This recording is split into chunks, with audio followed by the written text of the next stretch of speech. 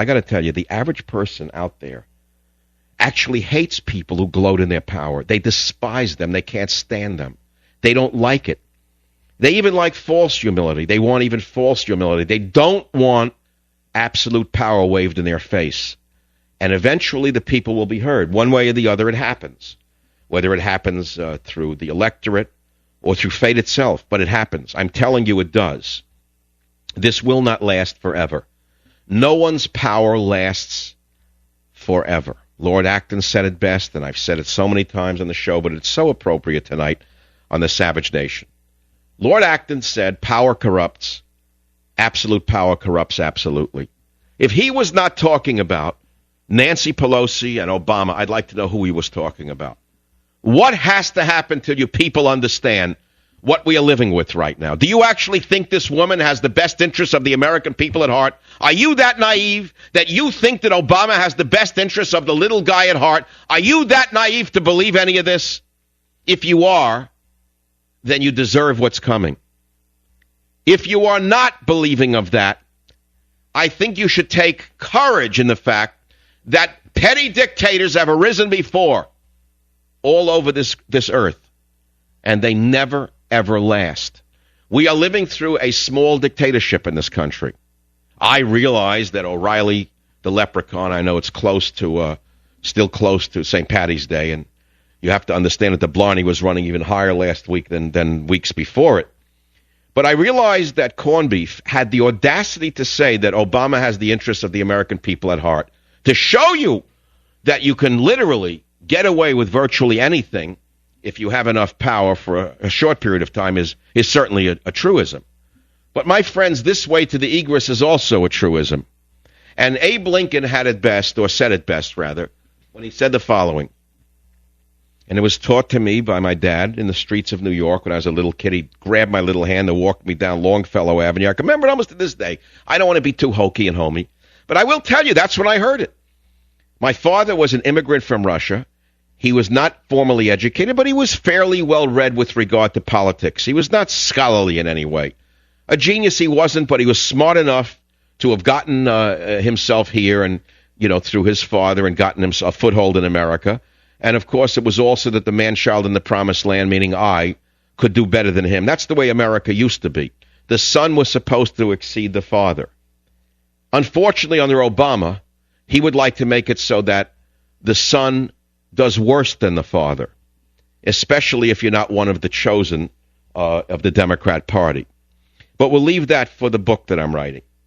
And Dad took me by the hand. I can remember the sun striking the buildings as he walked down the avenue. And he said, Michael, there was a president named Abe Lincoln. You probably heard about him in school. Yeah, Dad, blah, blah, blah. I could care less what he was going to say to me. He said, now listen to me. Listen to me, he said. I said, okay, Dad. He said, Abe Lincoln, who freed the slaves, said the following. He said, you can fool some of the people some of the time, and you can fool some of the people all of the time, but you can't fool all of the people all of the time. Play Tom Sawyer's illegitimate granddaughter now. Pretty amazing things being said. The Economist said that you are arguably the most powerful woman in American history. A Brown University professor said you are certainly the most powerful speaker in 100 years. Sounds good. I don't take it personally. Oh, really? Oh. I take it as a compliment for all women because as the first woman speaker, I certainly All right, stop. I don't want to hear the woman thing. I guess I'll tell you something right now. I'm going to go out on a limb right now. I will tell you that more women hate her than admire her. I know something about the nature of women.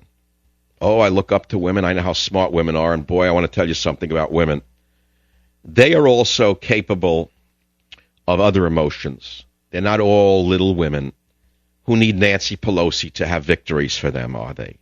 And I will tell you this, that any woman of any degree of accomplishment, whether it be raising a family or building a $700 million a year business, any woman of any self-worth despises this woman. That's my opinion. She's gloating right now.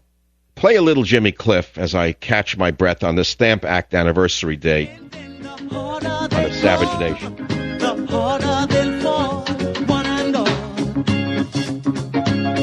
And by the way, Turn it off now. By the way, it's interesting that that's come up on Nightline, that interview, calling her the most powerful woman in 100 years from Tom Sawyer's illegitimate granddaughter, allegedly. Nightline has been after me for over 6 months since the Brandon Britton thing to go on the show. Ask my producer. And I was leery about him. I mean, I gave the New Yorker interview. It was fair. Out in May, I don't know what that's going to be like. I'm cautiously optimistic that it'll be somewhat fair. It'll be out mid-April. I will never go on Nightline.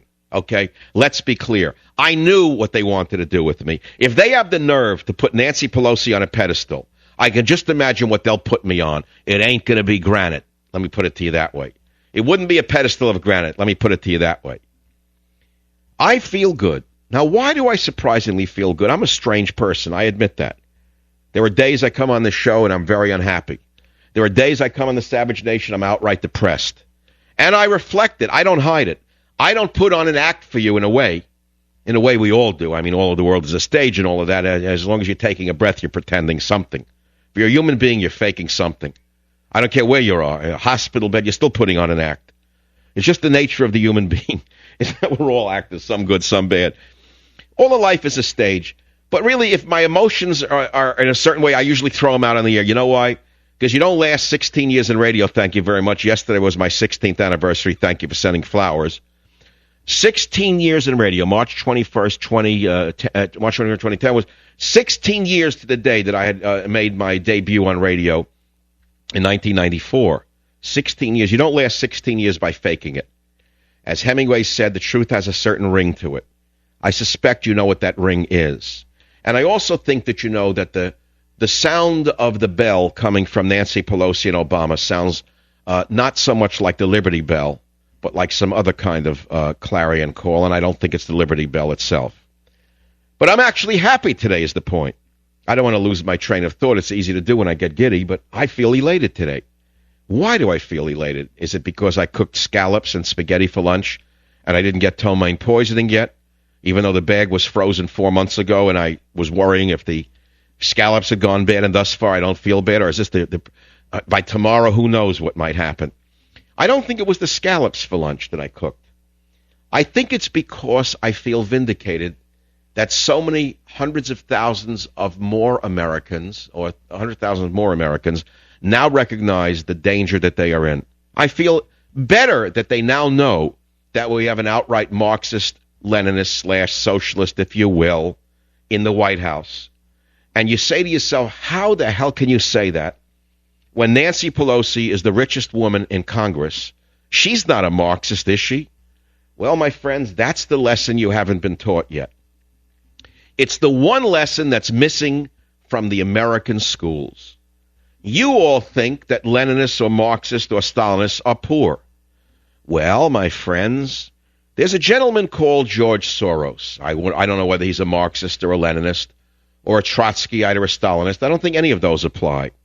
I do know that he's a very wealthy man, and the man gets off on absolute power. I also know that he funded a group called Media Matters, which has smeared me, causing me to be banned in England. Took a year out of my life so far, but it hasn't yet gotten me off the radio. I have been struggling with it for a year. I'm not going to sit here and cry on your shoulder. Forget about it, okay? The point is, George Soros does not believe in individual liberty. George Soros, in my estimation, has contempt for you.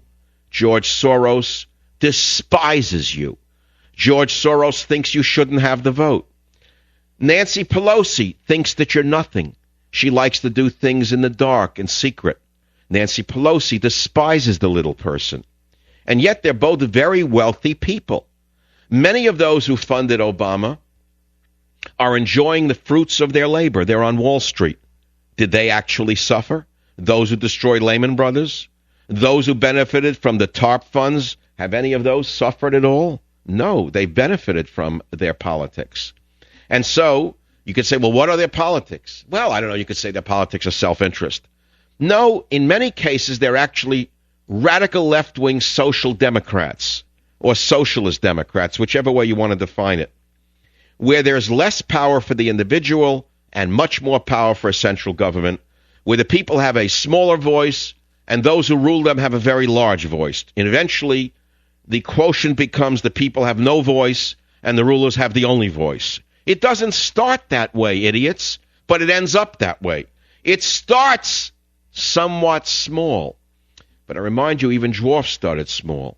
I remind you that great oaks from little acorns grow, and so do great tyrannies. Great tyrannies don't appear overnight. They grow like a cancer. Just as cancer doesn't begin in its entirety, cancer begins perhaps with one errant cell that goes wild and is not controlled by the immune system.